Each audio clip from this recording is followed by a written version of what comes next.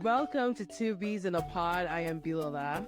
And I am B. Leonga, and this is a podcast about immigrant experiences in the U.S., sharing our perspectives on various topics, Including straddling cultures, fitting in, staying connected, learning and unlearning the good, the bad, and the ugly.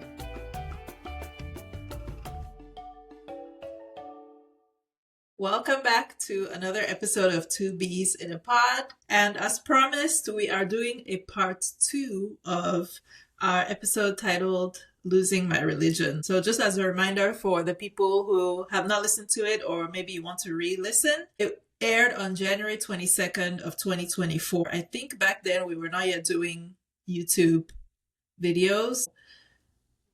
If it's not already on there, we'll make an effort to just upload it. If for people who only watch on YouTube, we'll, upload the audio version. But if you have Spotify, Apple Podcasts, any other podcast platform, you can find it there. Again, it aired January 22nd, 2024. And the reason we are revisiting this topic is because number one, it is our most popular episode to date if we look at the number of listens, plays. I don't know. And I was kind of shocked. I'm still shocked by that stat, but we love that you guys, are interested, and we hope to have some engagement in this conversation on social media. And then the other reason is, if you listened to the episode last week, the prodigal daughter has returned to church. So Bilola shared with us last week that she recently started going to a Black Catholic church in Chicago, and it's so funny. I don't know if you went back and listened to that episode from last year. I just did in preparation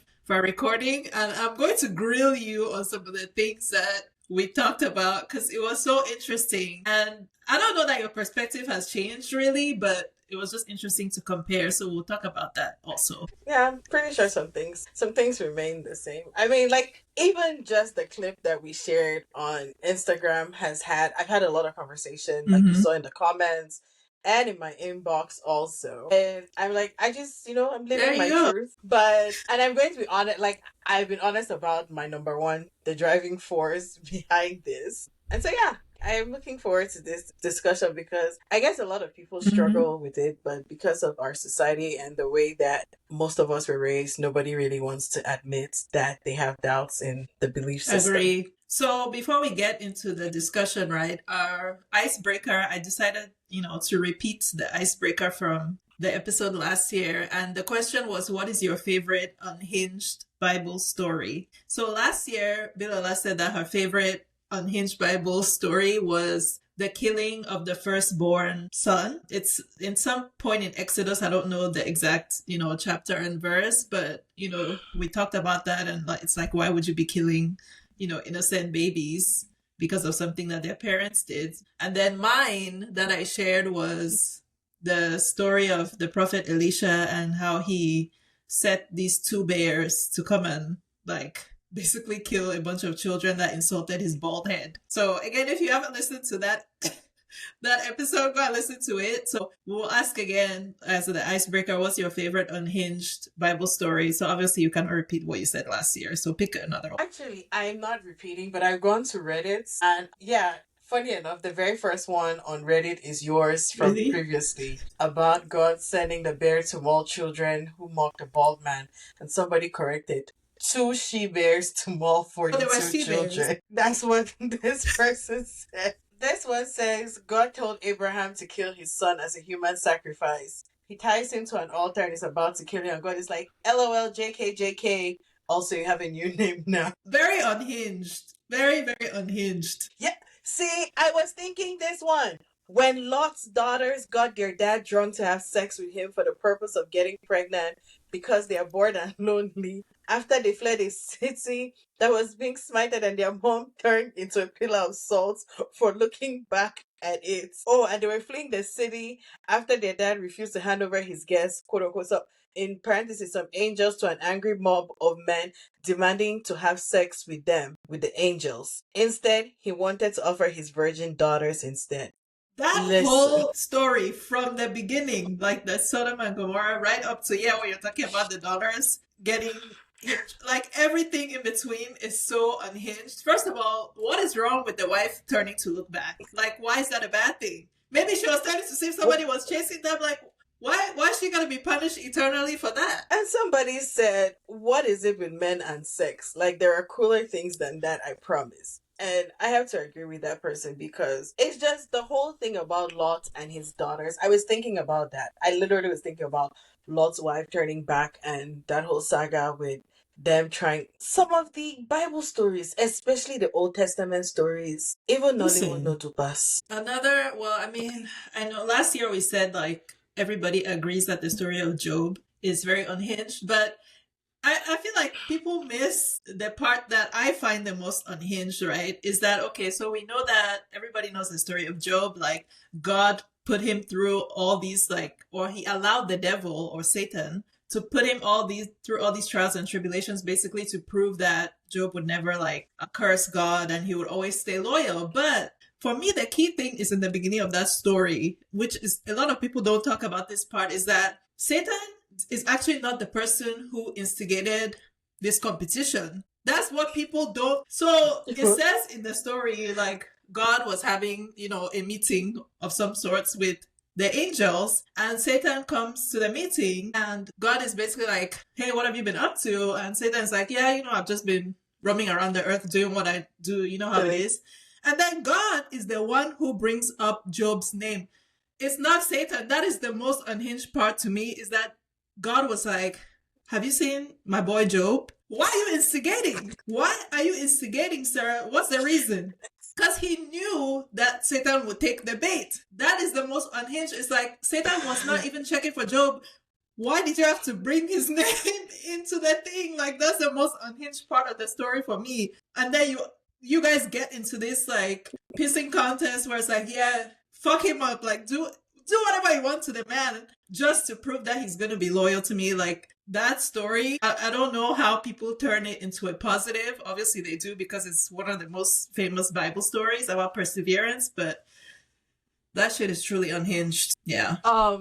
Another thing that I just want to put out there is, friends and family, dearly beloved, please don't test my loyalty. I'm not Job. I will not last. You gonna flip. Well, I'll flip on you people in a heartbeat. Don't do it. Oh, another one on Reddit before we close this. Noah's Ark. How did 7 pairs of unclean, 2 pairs of clean animals of 74,000 species of animals and freshwater fish fit in the ark? Its dimensions are spelled out. Where was their food stored? Who mucked out the poop? How did the animals leave the ark and walk to places like North America? Where did all of the water for the flood come from? And where did we've talked about this. We actually talked about this in the last episode. It's like the math ain't mathin'. The math ain't mathin' on that one. The person said, they said, I had a Christian tell me God used magic for all of that. My response was, why didn't God just snap his fingers Thanos style and kill all of the evil people? Seems more effective, less brutal, and way less complex. That's what I'm saying. It's like, okay, if you are saying as a God, like, hey, this earth is full of rotten evil people, I need to get rid of them, except for this one family that is going to somehow repopulate the earth incestuously, I guess. Why would you not snap your fingers and just make the bad people disappear? You had to like flood the earth and make this man build an ark of ginormous proportions to put, anyway. Hashtag Bible math. Okay. Last week we kind of touched briefly on this, but we wanted to talk about the new Pope, right? And immediately I saw the news of the new Pope, I thought about you, because he's from your city. He's Pope Leo. Is it Pope Leo the 14th? 14th, right? I thought it was 16, but I might be wrong. He's 14. I have 16 stuck in my head for my own reasons. Yeah, he's from Chicago, so I was very excited about that for you. And then... Oh, I just missed out on tickets. So they're having a thing at the Sox field, because apparently he's a Black Sox fan, and tickets went on today. I wasn't sure I wanted to go, but I was going to get tickets. What, to go and like meet and greet him? Let's see. No, I don't even know if he's going to be there, but like, Chicago got to be extra for everything. So they probably just finding a reason to get together and party in celebration of their Pope. I mean, my sister, she was kind of following the whole like Pope saga, right? And she was saying like, yeah, they have never had an American Pope because apparently like America is already such like world power and so influential. Yes, that they didn't want to like have an American Pope, and the only reason they chose Pope Leo is because he spent a lot of time outside of America and Latin America, so they don't really consider him like a typical like American. Yeah. Yes. He's a naturalized Peruvian citizen. Nice.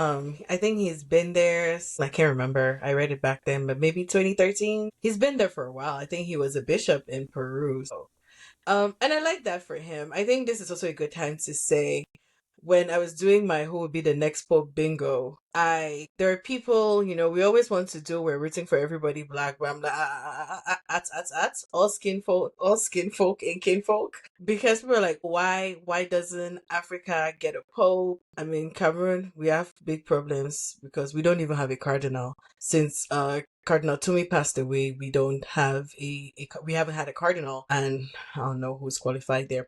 But just I was very hopeful, but also like really like, because I think that it was a big deal, whether we like it or not. For whatever reason, the Roman Catholic Church has some kind of influence.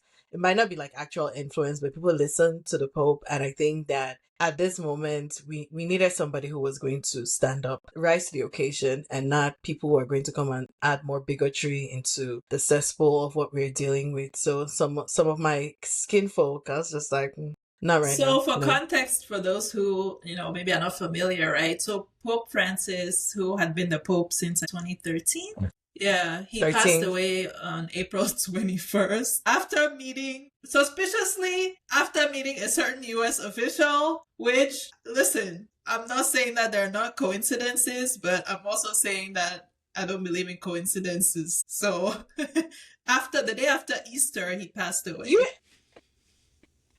I remember you were like the first person I text that morning, where I was like, you know he did it, right? Because in no way. This man had been battling pneumonia. He had been in the hospital. Like, he was fighting for his life. And then all of a sudden, just like that. And then he was gone. Yeah, but, so you know. Anyway, he died suspiciously after meeting that US official. At the age of, Pope Francis was 88 years old, and like I said, he had been the Pope since 2013. So when, you know, the Pope passed away, there's a tradition where they, you know, pick a new Pope out of several contenders. Now, I don't know what makes the, you know, they're cardinals, right? Before, I don't know what makes them eligible to be in that pool, but there's like a conclave, which I'm not familiar. I don't know if you're more familiar and you can explain what happens in the conclave. So I did some research, but also, I mean, for anybody drags me, I did my research on Chatty. Take this with a grain of salt. But okay, so cardinals are the only ones eligible to vote. Cardinals under the age of 80. Which I think makes sense. That is actually one thing we can call out for other things, but having people of a certain age out of, like, because you're on your way out, for lack of a better word. And this is somebody who's going to be there for a very long time. So they can give opinions and suggestions, but they don't get to vote. And so, yeah, cardinals under 80 come together. And what did ChatGPT say? You know, when the Pope passes away, the Chamberlain of the Vatican has to like verify. They call the Pope's baptismal name 3 times. And he, of course, he didn't answer to make sure that he's like truly dead. Okay.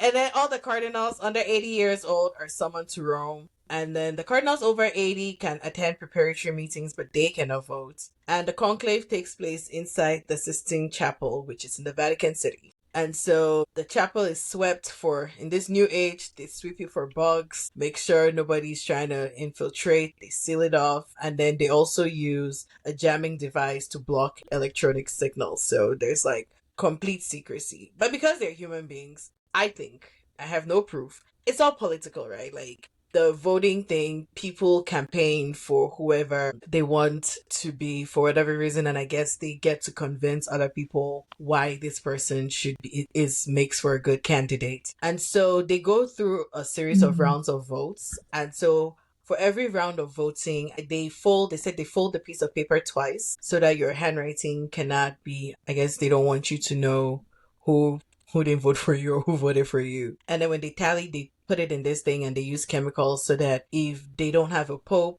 then when it burns, it's black. And then if they have it, so they'll go through several rounds. I think there were only two rounds of voting for Pope Leo. And then when they finally vote a Pope, then they burn it and we get white smoke. Because we are a very unserious generation, I saw a post that said that they're wondering if the Sistine Chapel will be open to renting it out for their chimney for gender reveals. The smoke is, listen, that's kind of what it's giving. It's like, why are we so unserious? So yeah, when we get white smoke, everything now, the masses know that there's a Pope, and then they ask the Pope if he accepts to be the Supreme Pontiff, and immediately, I guess you have to pick a name, which means, I guess, when you're going into the conclave, it will move you to start thinking about a name. And I think everything happens in like rapid succession, because then the Pope has to be announced and he has to come on the balcony, and then the senior cardinal deacon comes on there and tells the people, Habemus Papam, we have a Pope. Yeah. I mean, it was entertaining, right? And you were talking about the African cardinals. Listen, I'll repeat this many times throughout this episode. I abhor the Catholic Church. However, I was like, I'm really rooting. I want us to have a black Pope. Apart from one, all the African cardinals that were there, they were so homophobic and they were like the most conservative people. So I was like, nah, get them out of there. Except for one. I think he was Ghanaian. He used to be in like a punk rock band or something. He used to be like a guitarist. I was like, I like this guy. And he was, accepting of queer people, and he was actually like liberal in general, but especially compared to the other African cardinals. I was like, man, I really want this guy to get it. But I think he didn't even want it. They were saying like he said he didn't want to be the Pope, so I'm like, yeah, but that was the only like African that I was rooting for. I forgot his name. I wasn't paying too much attention, but I just know when I did my little quick sweep, I was just like, So when I was like, it's an American, I was like, ah. But then I started reading about him, like, So where does he fall? Like, because Pope Francis, we'll talk a little bit more about him. He was considered, compared to his predecessors, he was considered, some of his views were kind of radical in his behavior. So how does Pope Leo compare to Pope Francis in that aspect? First of all, like, radical, the man was just open to everybody, and which is probably due in part, because if I remember correct, I think he was a Jesuit priest, where they're followers of my Catholicism, Jesuits, St. Francis of Loyola, I believe, and like education is a really big thing for Jesuits. So they run and operate a lot of schools around the world, and usually they're typically very good schools academically. Pope Leo seems to be like right around the same spectrum as Pope Francis. So and they also said like a lot of the people that were elevated in the Vatican, especially in Pope Francis' last days, are consistent with his ideology. We're probably gonna stay on that path. We're not going back to a lot of the shenanigans. And again, I'm saying people consider Pope Francis radical. This is only relative to the people who came before him, because to me, he was doing the bare minimum and maybe even less. He was just advocating for poor people, which is what you would expect of a Christian leader. According to the teachers of Jesus, he used to advocate for poor people, the marginalized. I think he used to like have like regular meetings with trans people. And then he was again a big advocate for the children of Gaza. He used to speak out against, the Israeli attacks and the situation that is currently happening in Gaza. He was a big advocate for the Palestinian people in that sense. And I think there was a priest in Palestine who, like, Pope Francis would call him every day, like, kind of to check how things were going. So in that aspect, quote unquote, he's radical. But again, that's like, those are the basics. That's just the human thing to do. I mean, you said like you expect a Christian person to care for the poor. Prosperity gospel has not heard that part. Yeah. So he was doing things like that. But again, at the end of the day, we have to remember he still, was against gay marriage. So he was not radical in that sense. He still agreed that women should not be priests. So there's nothing radical about him, to be honest. And I'm not trying to take away his flowers, but he was doing what you would expect based on the teachings of the Bible, which, to your point, a lot of these other like Christian leaders, like they seem to completely miss that part. where it says you should care for the poor. Yes, and I want to drag his predecessor just a little bit because somebody made a note when they showed Pope Francis in the casket and they had him with like his very worn shoes, which were the same shoes that he wore every day. Now his predecessor loved him, loved a velvet Prada loafer, slipper loafer. Loved him. Okay, fashion boy, fashion girly. He loved him a velvet Prada loafer. And so, which speaks to, because, I mean, the Vatican is very wealthy. There's no secret to that. The Vatican is a very wealthy place. And from as far back as when I was a teenager, there are certain things I don't believe in. I do not, like, when I was in high school and they're doing collections for the Vatican. Yes, the money is sent and then it's disbursed and redistributed to everybody, but it just doesn't sit right with me that my small village income, where I'm taking money from here to send, that they'll send back to us. Like, it's just, that part, yeah, and bothers me a little bit. But I do think that more than some other places, there's a lot more intentionality in trying to help and support people in different communities. Yeah.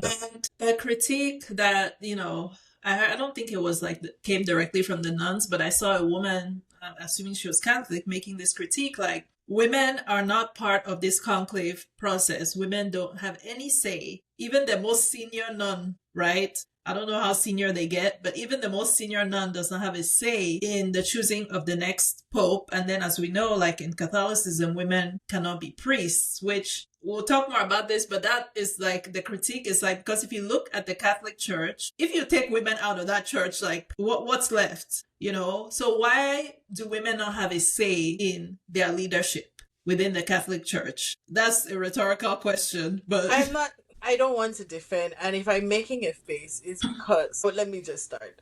I typically have not had great relationships with Reverend sisters. Oh yeah, I don't think most people have. In Cameroon, particularly Franciscan sisters. So when you say Reverend, I'm just like, I don't want you people involved. Stay with because I had a principal for my last 2 terms in high school was a Reverend sister.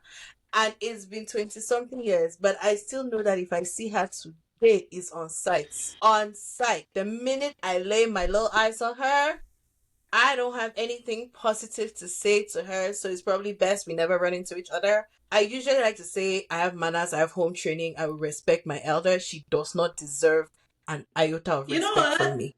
And she will not get it. I don't think I've ever heard anything positive about nuns from people who were under their care in one way or another, whether that's in real life or even in popular media like movies. I've never heard anything good, so I don't know what's going on with those ladies. Like, maybe that's not your calling. Maybe, you should consider leaving the Catholic Church, which I would love that for you girlies. But yeah, like everything I hear about them is like there's the meanest people out there. So Lourdes, people who went, so for those who are non-Cameroonian, Our Lady of Lourdes is a boarding school in Bamenda in Cameroon, and they're also ran by Reverend Sisters of the Holy Rosary. Now, I don't have any interaction with Sisters of the Holy Rosary. I cannot speak to that. But I know lessons who actually love their principal and some of their Reverend sisters. So good for them. But me and Franciscan sisters, there's no reconciliation in this lifetime. Maybe in another one, but not in this one that we're living in. And I hear, so I'm explaining this is not my personal opinion, but just as sort of like a breakdown of the way that things are. Most Reverend sisters belong to an order. I don't think there are any diocesan sisters. Diocesan meaning that they belong to the diocese. Because Catholic priests, you have, like I was saying, Pope Francis was a Jesuit priest. So you have some Jesuit priests, they're like Maris brothers. They used to have Mill Hill missionaries. They are like missionary order priests. So they belong to their order first, and then the diocese might assign them to different parishes. But then you have diocesan priests who are ordained in the diocese, and unless they're elevated to bishop or archbishop, pretty much they will live and work only in their diocese where they were ordained. Reverend sisters, I don't think they're diocesan sisters. So all sisters belong to some kind of order. And so they end up being at the behest of their mother superior. So maybe their mother superiors would be the ones invited to the conclave if they were women. But I'm just saying that Franciscan, their mother superior in Cameroon, we have beef. So why Okay. So the reason I hate the Catholic Church, and I don't think the Catholic Church gets the hate that it deserves, honestly, because the harm that institution has done historically, right? To me,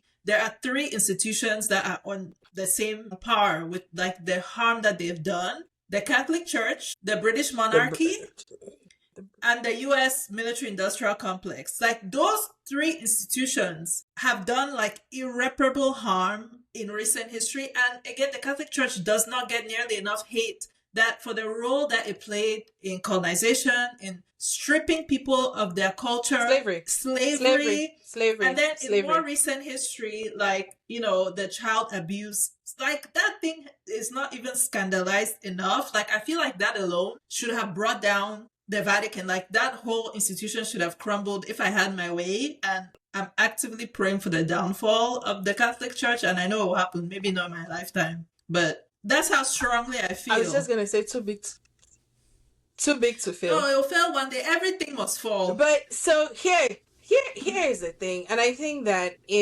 people find ways to live within the complexities of the institution that is the Catholic Church, the Roman Catholic Church. Because take for instance, so I started going to a Black Catholic church, and if you think about the history of America, slavery and racism, the first Black American priest was not even ordained in America. Racism would not allow for him to be ordained. He had to go to Rome to be ordained, which is just like, why are you fighting so hard to belong to a system that sort of kind of doesn't want you? But then it's almost like, it's one big family, but at the same time, there are subgroups that exist within this family where you can find comfort in that you're one subgroup and not forget or ignore the bigger picture that exists within that. I want to use my personal experience I went to a Catholic boarding school for 6 years in a rural area where on a weekly Sunday, if the locals contributed mass offerings, it would be like 1,000 francs. 1,000 back then was $1.25 back then. Where our principal would like urge us, because there were kids who came from bigger cities, probably more affluent, and it's like, you guys need to give more money in church because 1,000 francs, what are we going to do? You have to buy mass wine, pay electricity bill, pay your catechist and all the other things, and it's not enough, right? But you see the priest in these villages. Priest has mass at his main parish and they're like outstations. He's like driving from one place to the other. I remember a priest saying he got in an accident. He got people to help him just push the car back in the road because he had to get to mass, right? And then you go to where my parents live when I was in Douala, and we had a parish priest who wanted a new car every year. The city boys. So I would go to that literally. My dad used to joke that priests attacked the presbytery. They went to Father's house, and my dad swore that Father was crying about his Rolex. So many questions, right? But it's like, even as a teenager, I could see like, yes, I'm going to Catholic church, but these two people are living a completely different lifestyle. And you can see this person is pouring and pouring and pouring, because I think that I had much better priests in my little village than when I went home. And then you have people who are out here, they're just arrogant. And I feel like that is somewhat how people tend to make these things work for them. Because I go to Black Catholic church, but the more I learn about like the history of like Black Catholics in America, it's just like, why are you people here? That's the thing that I cannot reconcile. And honestly, I can extend that argument to different groups, because it's like, why are you fighting so hard to be included in this space that it's not, I don't want to say it wasn't made for you, but I mean, it really wasn't. Like, I don't know.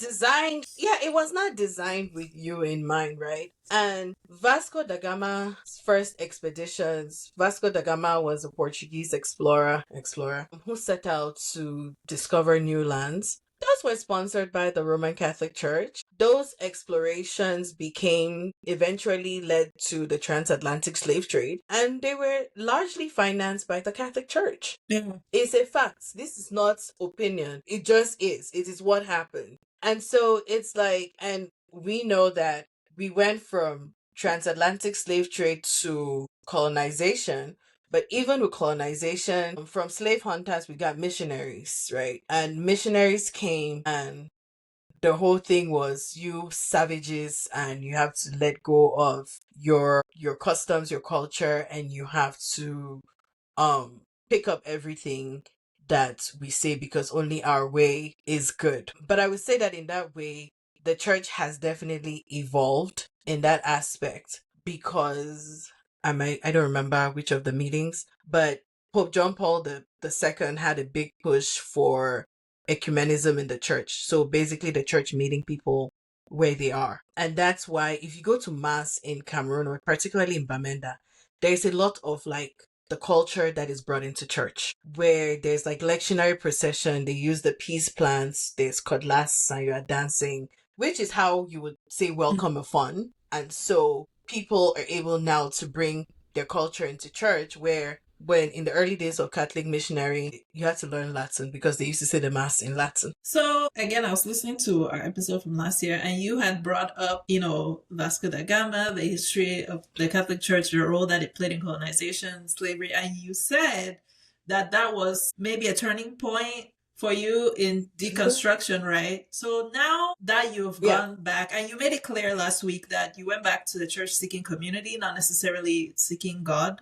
or Jesus, but you still have to reckon with that history. So I'm asking you now, and maybe other listeners in a similar position, how are you reconciling that? So the funny thing about me is when I go to church, when they're saying prayers, I usually I'm silent because I'm not yet sure where I am in the aspect of like faith and belief and that. And I feel like that necessarily has not necessarily changed, where I'm still like, okay, like why is this one better than what was before? And when I say what was before as an African, whatever the customs of my ancestors and those before me was what makes this one better. And I might never know because I don't even know what existed before. Right. And that necessarily has not changed. And so because my driving force is I just want to be in this place with all these people. And like I said before, I still blasted gospel music even in my I'm not going. I love to go to church and sing. Listen, which is probably the same reason I will belt out a Douala song. I will belt out a Bassa song. I have no idea what they're saying. And so to me, it's just like, I'm here in my music and I'm present. I did say on the thing, like, the priest at this church, I feel like he says things that are, what is the word?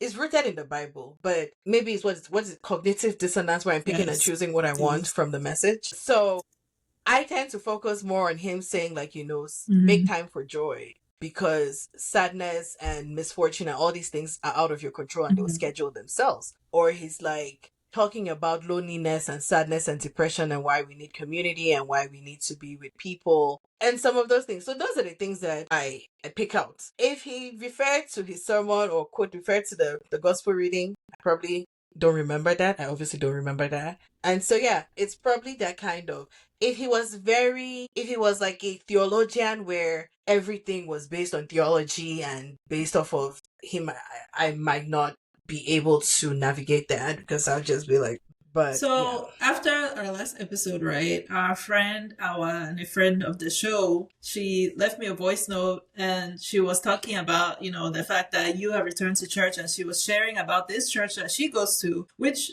I thought my sister's Episcopal church was progressive. This church that she talked about, I think she said is Lutheran. Extremely progressive. She said that they will share like a gospel reading, but then they also share a contemporary reading from like, I guess, a secular book or something, and they incorporate that as part of the sermon. She said they have, trans people who are leaders in their church. They, of course, have, like female, I don't know if they're called priests or preachers or whatever, in that church. But yeah, extremely progressive, and I love that, right? I love that. But I'm going to ask both of you, because this is a conversation that was happening on social media recently. It's like, yes, women are going to church, either continuing to go to church or returning to church, seeking community, right? Why are women forced to seek community in a space that fundamentally, like when you go back to the origins of that religion, fundamentally sees you as less than?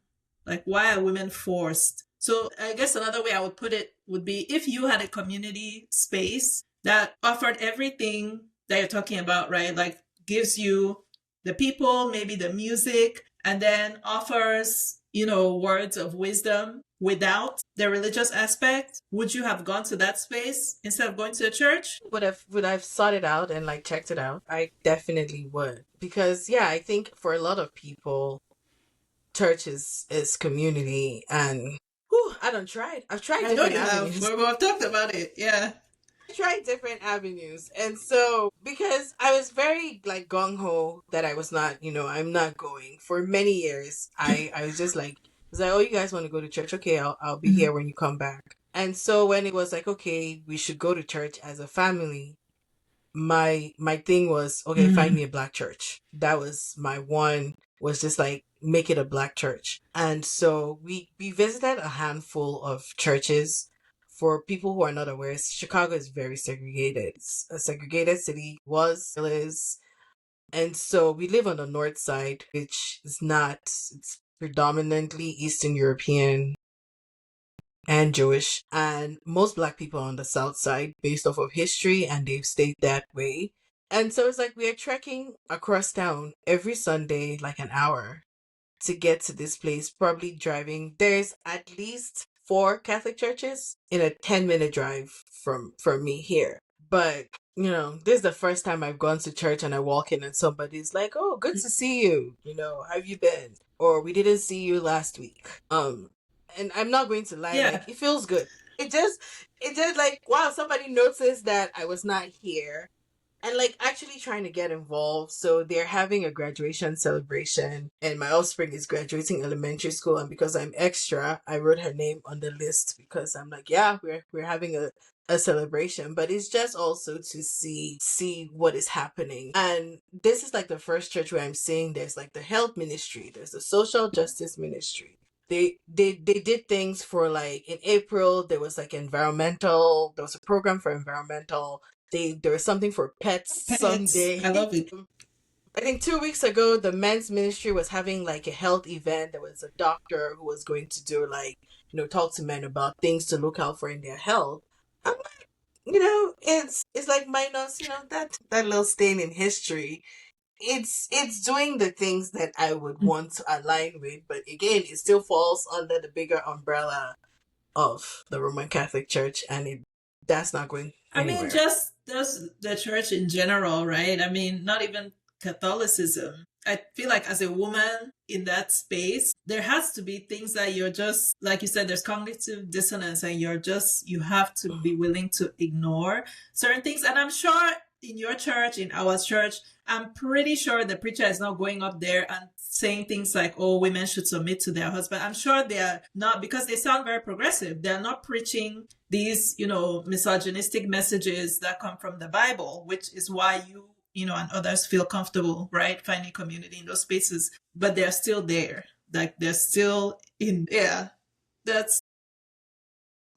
I get it, but that's the society that we live in, because religion is so, and it's not just the church, right? In any society, like whether it's Islam, Buddhism, like if you go to any space, any country, the religious center is where a lot of people like come together to have, these community events, plan outreach and things like that. That's just what brings people together. So I don't think Christianity is unique in that way. And it's, religion just provides spaces, for community.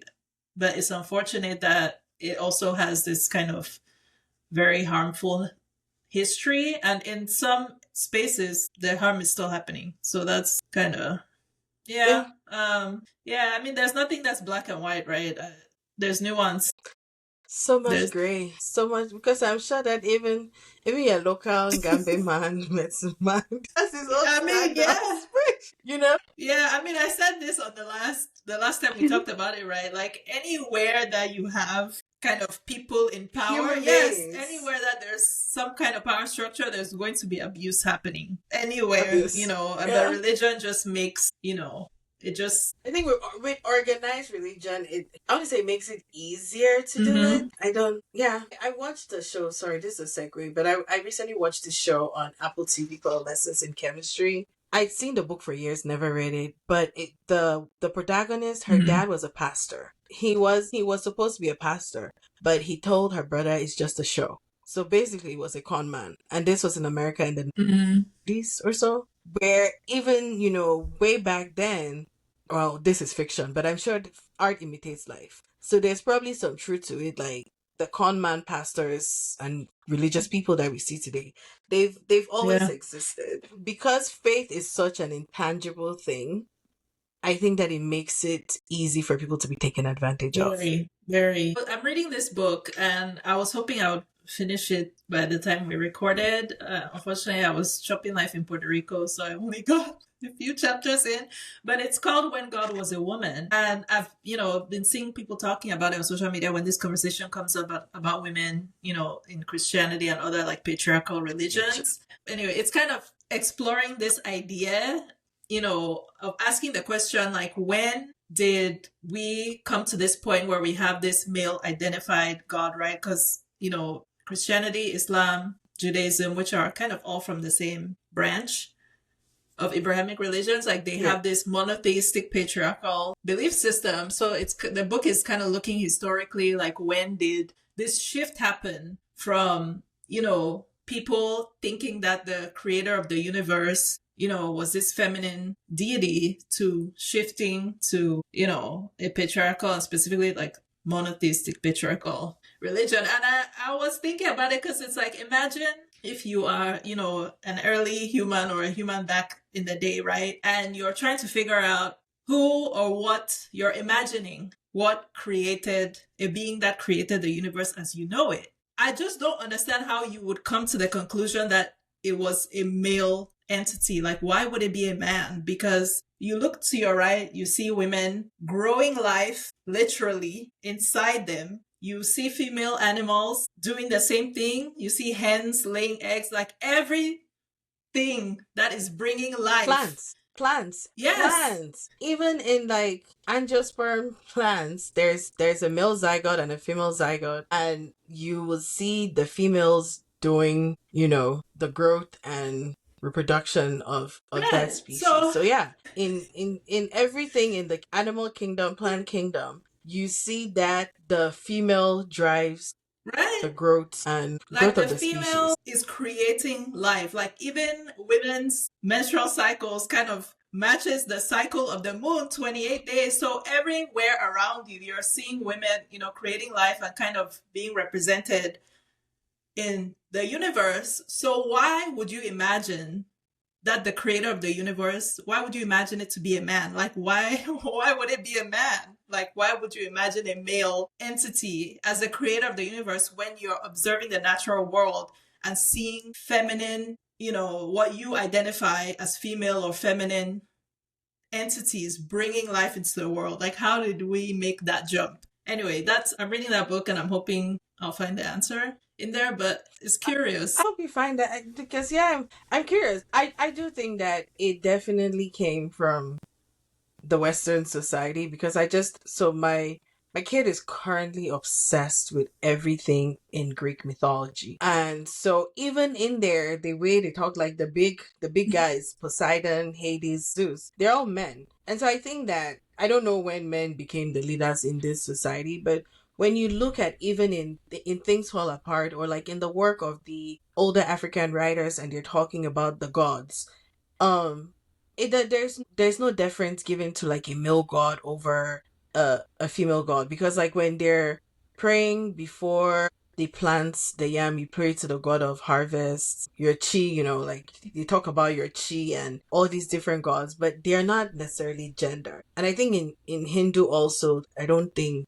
the gods are gender. They have per both. se. I mean, again, I don't know too much about that religion, but from what I know, like they have both, and they also have some, and there are different sects, right, of Hinduism, but they have this concept of reincarnation, where a god that existed, as male would come as a female god in another kind of avatar in another lifetime. So they definitely have male and female representation, and then they have like gods, like to your point, some are just non-gendered and some are both at the same time.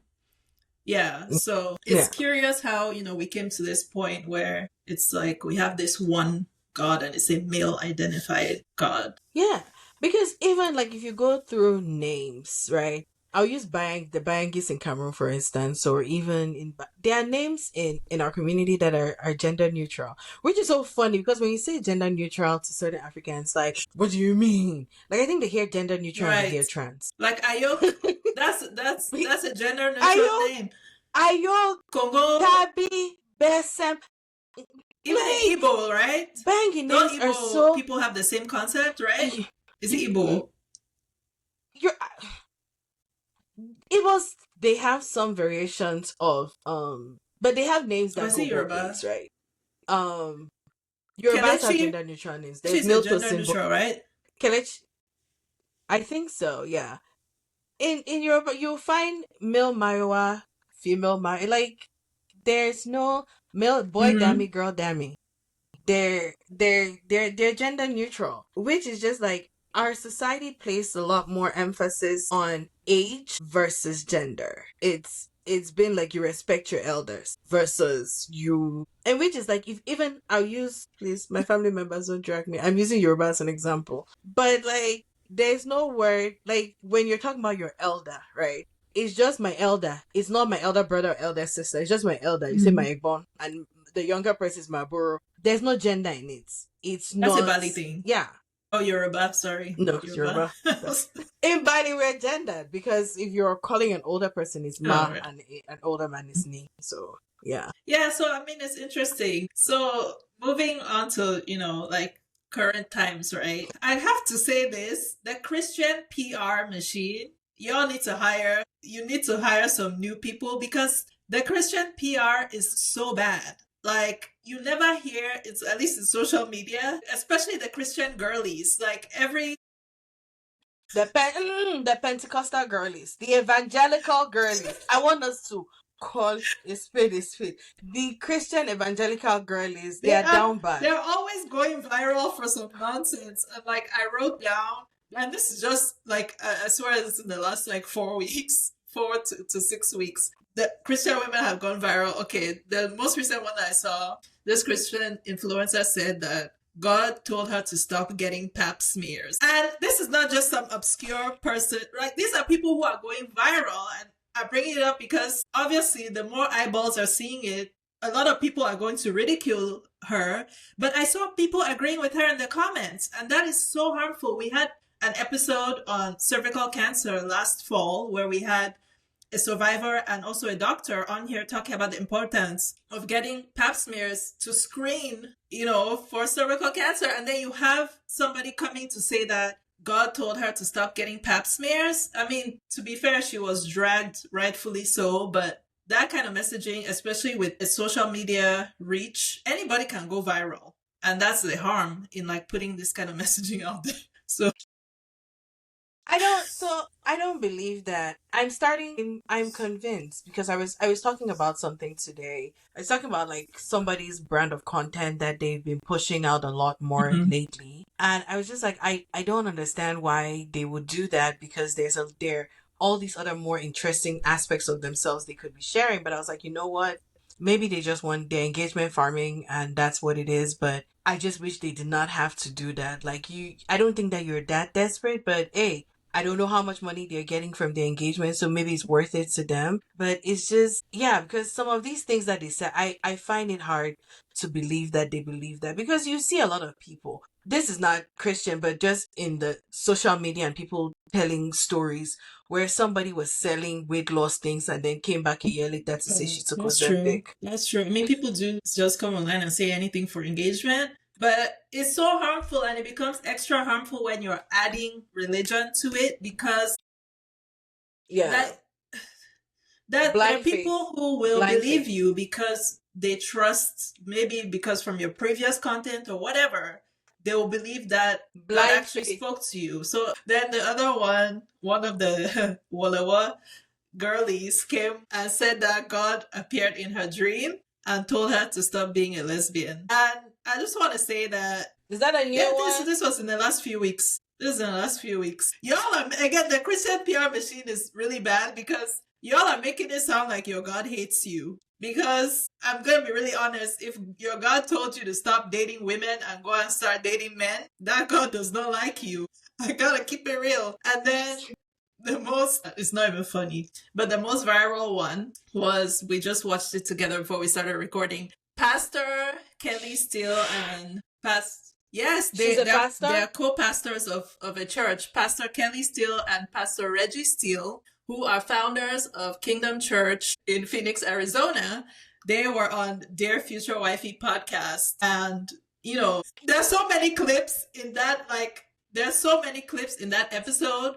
But in part of their interview, she said that, there was a point where she says that she was not a child of God, right? And she got married to this man very young, and he woke up one day and told her that, I haven't had fun. So he went out and started having fun, and he was cheating on her, dogging her, doing all of these things. And she is giving this testimony saying that, okay, when he started doing that, like, she would be angry with him and she would bleach his clothes and retaliate and this and that and this and that. And then one day she had some kind of epiphany or revelation from God, and she decided to become a good wife, and she started praying for him. And she said that she would iron his clothes before he went out to meet his side chick. And he would verbally abuse her and say, I don't love you, you ain't shit, this and that. And she said, there's power in the tongue. And so she would say back to him, you will love me one day. Shows me that I'm fearfully and wonderfully made. Yeah. So he would call me out my name. It wouldn't bother me because I allowed God's voice to be louder than his. And when I was going through transition of him not coming home on the weekends, not being there, telling me I hate you, I'll never love you, I wish I never married you, I knew that life and death is in the power of the tongue through the word of God. So I would say, you will love me one day. We will have a good marriage one day. And although he would go out for weekends, I would literally help him get ready to go meet his side chick by ironing his clothes and getting him ready for the night.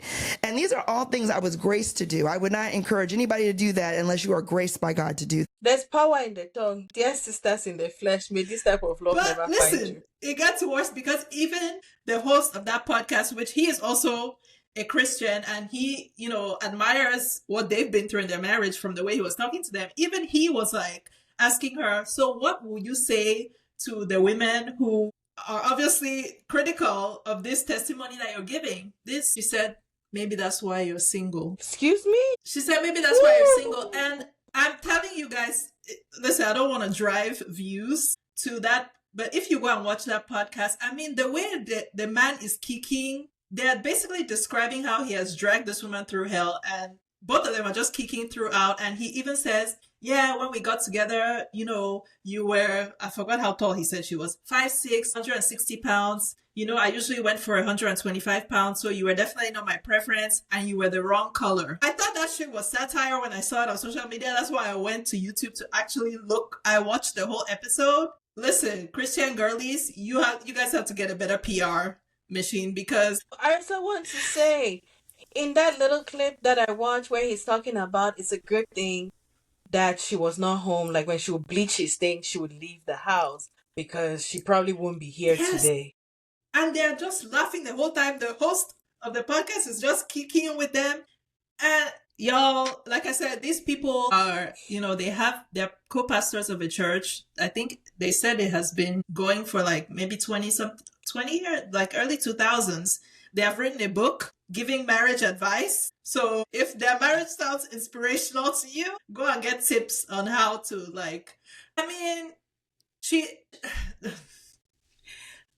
it's perplexing. It's perplexing that, again, it's like every few months, some Christian woman will go viral for saying stuff like that. Remember, we were talking about last year, the one who said that her husband was cheating on her while she was pregnant with their baby. And even after she had the baby, she's giving this thing like a testimony. And finally, I don't know whether he realized the error of his ways or the side chick dumped him, but he came back to the marriage. And she said that because she was a good wife, she gave him space to grieve the end of his adulterous relationship. And again, if you go to the comments of that video, you will see, to be fair, most people are clowning her, but you will see other Christian women in those comments talking about, yes, these women don't understand. They want everything to be easy in marriage. That's why they're still single. If that is the marriage that y'all are talking about, then you know what? Like, being single is a blessing. Listen, I always say, May that kind of love never find me and mines, okay? Ever, ever, ever.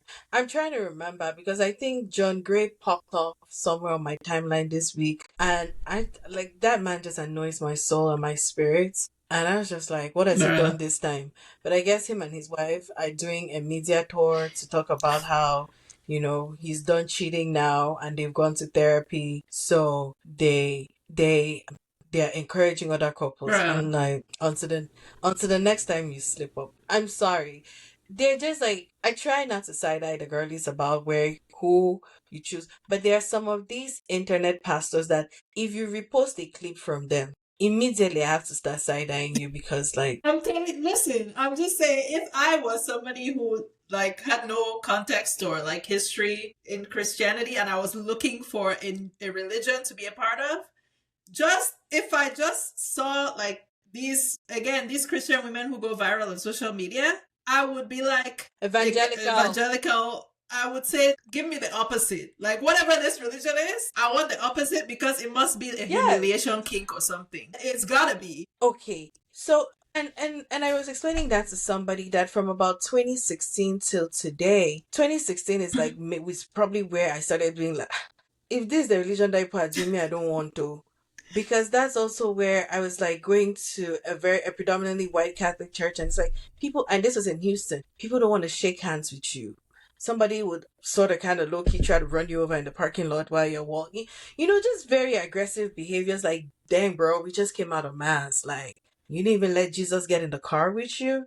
A lot of those type of behaviors. And then you see like the evangelical, the bigots, homophobes, and all the things where like you're looking at this person who is not Christian like in any way, shape, or form, and you're advocating for them because of why. And that's like a very big thing for to this day where it's just like, I can't take you seriously. If like you cannot be Christian and that's who you advocate for, because then what is your Christianity about? What does Christianity mean to you? That's the thing. Like, you specified evangelical Christians, and people will say things like, oh, why are people hating on Christians? Just let everybody believe what they want to believe.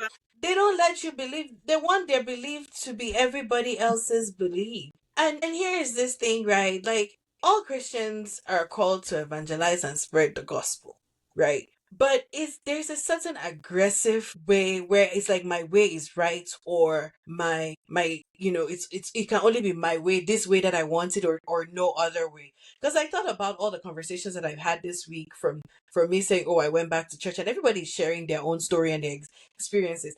I see that the intent of saying that was not evangelizing, but it is some form of evangelism, because people are sharing their doubts, their experiences, and we're all talking about it and learning from each other without anybody saying, oh, look at you, dear heathen, welcome back. Thank God you've come back to the light. Like, we're all just sharing and learn from a place of like sharing and learning, where there's somebody I went to college with where his whole thing is he's going to go in these public spaces. He's not ashamed of the gospel. Listen, if I'm eating my food and you come, like, let me tell you what, if you don't get away from me right now, or like you want to challenge me or like challenge my beliefs because you have to, is that intolerance that pushes away a lot of people. And that whole is just me. Because yes, to your point, the reason why people are always like, you these Christians, is because they say separation of church and state. But these current ones now is like, if you're not Christian, you don't fit here, you don't belong. And I've had an evangelical Christian tell me Catholics are not Christian. I believe you. And the thing is that we cannot allow you guys to just be the evangelicals, because you have brought it to us. It's in our politics now. The way evangelical Christians vote, the reason Donald Trump is the president of America is because of evangelical Christians, which we talked about this, on the last episode. You talked about it in 2016, and we're seeing it again. It's like conservative evangelical Christians overwhelmingly support him, and show me where this man has ever displayed Christian-like behavior in his past or present. So that's why I will never take these people seriously, because it's like, y'all are lying. Like, I don't even know if you guys read the Bible that you claim to follow, Because show me, like, again, I brought up Paula White last time, and many of these, like, popular, like, pastors, they're Trump supporters. Like, so how are you as somebody in that congregation, particularly a Black person, an immigrant? How are you comfortable being in that space is my question, where people like supporting bigotry? And it's just like, you go somewhere and it's like, oh, we're going to say a prayer. And I just feel like there's something about being inclusive where, like, hey, you're welcome to join us, right? Like, even if you're not, but this is what we do, so you're welcome. Versus, this is a Christian home and there are no ifs, buts, or there's it. It irks my soul. Shortly after election, somebody who had been very vocal on social media added me on Instagram. The day that I see this person, I'll be like, have you lost your mind? Like, what do you think? Listen, what is it about me that things that make you think that it's okay to send me a friend request? Why? Because you just annoy me. So why do you think that you want to see what I'm up to? Why? Yeah, I don't like that's something I don't know. And even like the African Christians at home, not even in America, who are Trump supporters, that's the one that baffles me. I'm like, you know, that man like thinks y'all are. He does not. I'm not even going far. You don't even have electricity. So do you have lights? Do you have water? If you go to the hospital now when you're sick, what's going to happen to you? You're sitting there, daddy. Ooh, let me tell you something. Racism, bigotry, there are things that rot the brain and make no sense. Like you want somebody to suffer just because you think that thing that they're doing is so bad. You want them to suffer like you, but you're not better than them. You're not even a better place to want them to suffer. But you're so blinded by this thing that you believe in that you can't even stop to think about it and be like, yo, like, how does this thing help me or society and humanity, not just yourself? Closing thoughts. If you're ever in the Chicago area, check out Our Lady of Africa Parish. That's the name of your church? That I call it a rock. Yeah, Our Lady of Africa. So is the lady Mary, the mother of Jesus? Who is the lady? Yeah, I mean, like, Our Lady has different forms. There's Our Lady of Lourdes, Our Lady of... It's the same, it's Mary, but just like, indifferent. But it's very, like, very Black and, like, African-centered. And like I shared on Instagram, the mural... So most churches tend to have a crucifix on the altar, but they have a mural instead. And the mural was done by late Father Engelbert Veng. He was a Cameroonian priest, but he did a lot of work about like theology and Africanism in the church and like incorporating African art into the church and religion. Sadly, he was brutally murdered, and I don't think that case was ever, his murderers were never found, like in 95 or so. Yeah, he was brutally murdered in Cameroon. Yeah.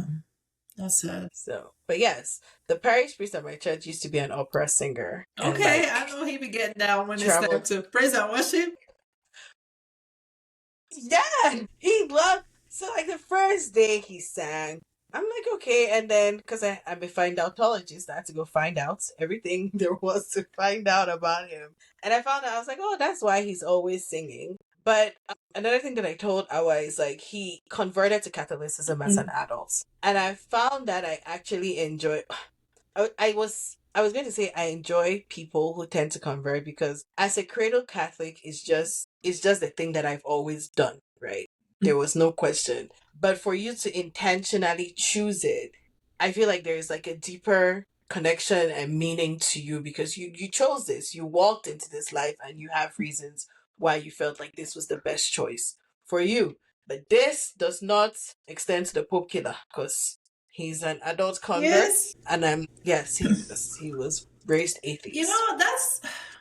We talked about this briefly last time, but you said that that you think a lot of Christians are just shooting case, right? Like or you said your friend thinks that a lot of Christians are shooting case, like they're just going along with it in case the story is true. They want to go to heaven, and be raptured. And I think, honestly, a lot of people is just because they were born into it and that's what they're used to. They're used to that community. They're used to that kind of aspect of their life. That's why. And they, questioning it is too uncomfortable. Yeah. But I don't think a lot of, when I look at Christians, including my friends, like the way that they move, the way they behave, they don't behave like people who think Jesus is coming back. in their lifetime or the next one. I'm gonna be really honest.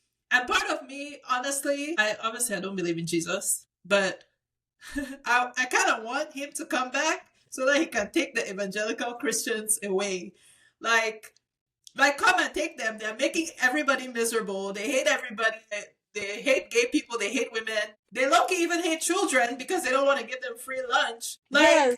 They hate everybody. And I want Jesus, if you're listening, I don't know what's taking so long. These people have been saying that you're going to come back for 2,000 years. 2025 to be exact. Yeah. Like, again, transatlantic slave trade happened. And I think that would have been a good time to come back. But okay, it's fine. Better late than never. Like, please come back and take these people away. Like, take the evangelical Christians away. Like, come and take them. Let's be at peace on this earth because they are literally making everybody miserable. No, it's true because another thing, do you know, so when we were younger, my dad had a lot of like Muslim patients, right? And we love Muslim holidays because they'll bring us food, right? Like, I'm looking forward to some rice pap, you know, all the things. And then I was on Twitter years ago and I found an evangelical Christian saying their neighbors shared with them and they threw it away. Like, it's unclean. Yes, that it was unclean. And I'm like, isn't that the whole point of like ecumenism and community? Is like, yes, we have differences, but we can appreciate our differences, right? We can live in this community. We celebrate Salah, we celebrate Eid, celebrate Holi, celebrate all the... That's more reasons to celebrate. Y'all out here throwing away good mouton. Oh, Jesus Christ. Yeah. And that's what I'm saying. Bigotry is brain rot because... why would I throw... somebody came to share something with me and somehow if you eat it means that Allah is king. Allah is king. You have to give the accent. There's a backstory. I watched a Muslim cleric who I'm super impressed. He said people don't pronounce it properly and something and it's like you have to cut it. And so since that day, I try to make a conscious effort to cut it. Allah.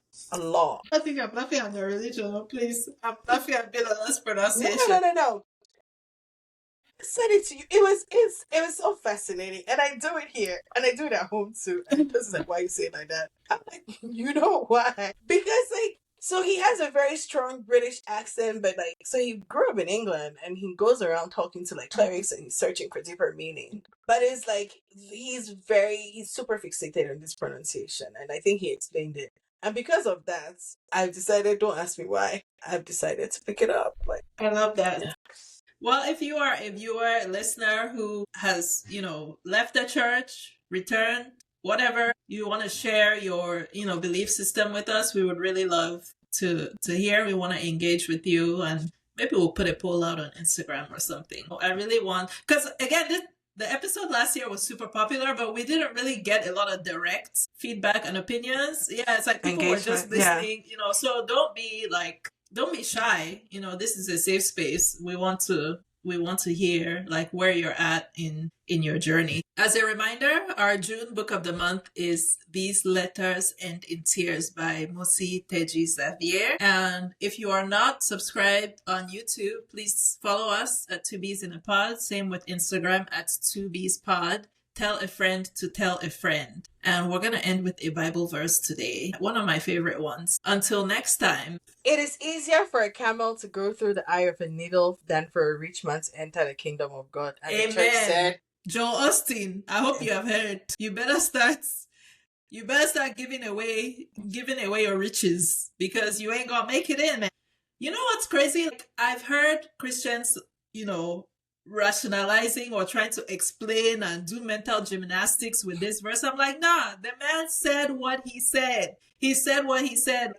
But we're seeing it in real time happening. What do you mean? With this, like our new age capitalists and the way that they behave with money and just, we're seeing it. How are they going to go to, you're hoarding all these things when people are suffering and doing everything in your power not to have to give to people. When you have money that would last you 5 generations, you're going to die and you're going to leave it behind. And I mean, look at the Vanderbilt family, and the Cooper is how many generations removed from the original Vanderbilts, and by him, there wasn't much left. So what is y'all's point? I'm just saying, All of you, Pastor. Oh my gosh. Okay, I'm just gonna go off on a little bit of a tangent. I don't know if you were on social media when this was happening. That pastor who told them to lock the doors because he was trying to raise $40,000. He held his congregation hostage.